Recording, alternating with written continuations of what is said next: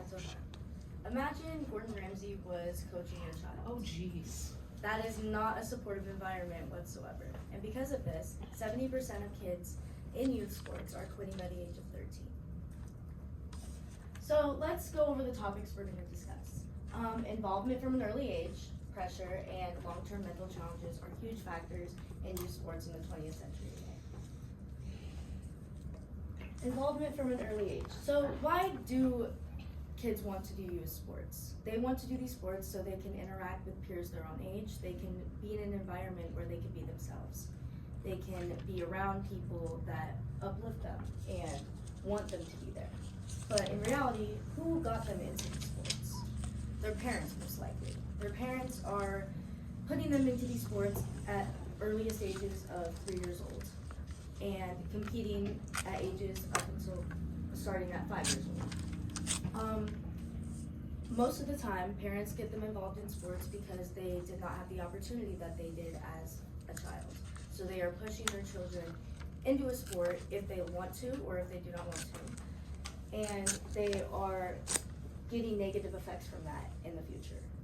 So in an article from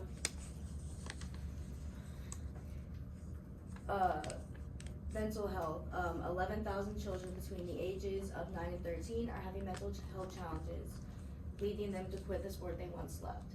So because of this, does the youth continue in sports in their teen years? And the answer is no, because of pushed pressure from parents and coaches, which leads me into my next point. Parent involvement in sports. Parents should be your most supportive people when you are competing. They should be sitting on the sidelines encouraging you, but in reality, parents are coaching from the sidelines. They are screaming at their children. They are yelling at them and wanting them to improve, but in negative ways. And when you look at coaches, it is a little bit different, because coaches, all they want is to see attitude and effort. And when they see attitude and effort, they want their athlete to be good. But when the effort is there and they win, they are supportive, they are encouraged when they win. But if the effort is there and they lose, they are discriminated, they are yelled at, they are saying that they cannot do this because they did not try hard enough, even though they did. And this leads into personal expectations of burnout for the child. This causes the child to feel like they cannot succeed, even if they are trying their hardest, to their coaches and their parents. They are felt as they will not be supportive, even if they do try. And parents and coaches are huge when it comes to this, because they are looking down on the child, and the child is reflecting along themselves because of these two factors. And the pressure to be perfect may cause tension, worry, and reduced level of enjoyment in sports. This is a quote from the video Not Good Enough 2022. And this basically just says that the pressure that you're putting on your children is making them feel less than. It's making them feel like they should just quit. They should just, as much as they are trying, they are not getting what they're getting out of it from their parents and their coaches.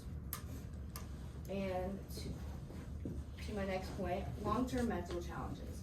So team sports and individual sports are a little different. Team sports are set up to have a supportive environment. Team sports have cheers, they have handshakes, they have rituals within the team and within their peers and their friends. But within individual sports, it's a little different, because it's more of a competitive environment.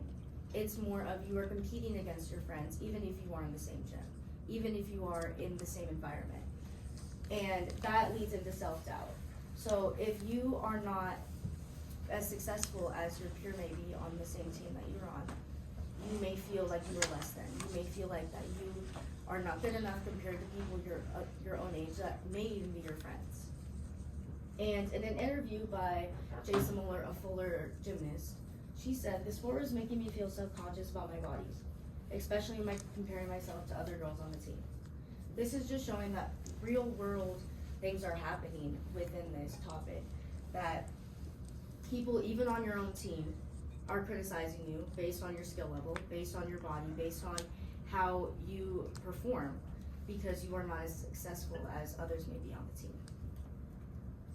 So in review, involvement from an early age, pressure, and long-term mental challenges are huge factors in youth sports. And how can we fix this? We can fix this by setting a positive environment. We can fix this by prioritizing mental health over winning. And an example of this is when a team or a child wins, they are rewarded with ice cream. But when a team or a child loses, they are criticized in the car after practice or a game. They are yelled at by their parents or coaches. So what if we made a solution to this? What if every loss, every win, every competition, no matter how it went, was celebrated? It was celebrated in a way that children can feel like they are supported even if they lose. And an article on Thin Ice, 2022 says, quote, "Show them the compassion that perhaps they do not take the time to show themselves." This is huge because it is telling you that coaches and parents need to be there for their child. They need to be supported. They need to hold their hand while they are doing this, but also let them be free and do what they need to do to be successful.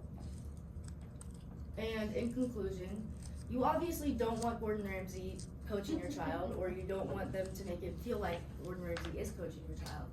So I believe that parents and coaches need to take a step back. They need to let the child grow. They need to let the child lose. They need to let the child win, but they do not need to be criticized in the process of that.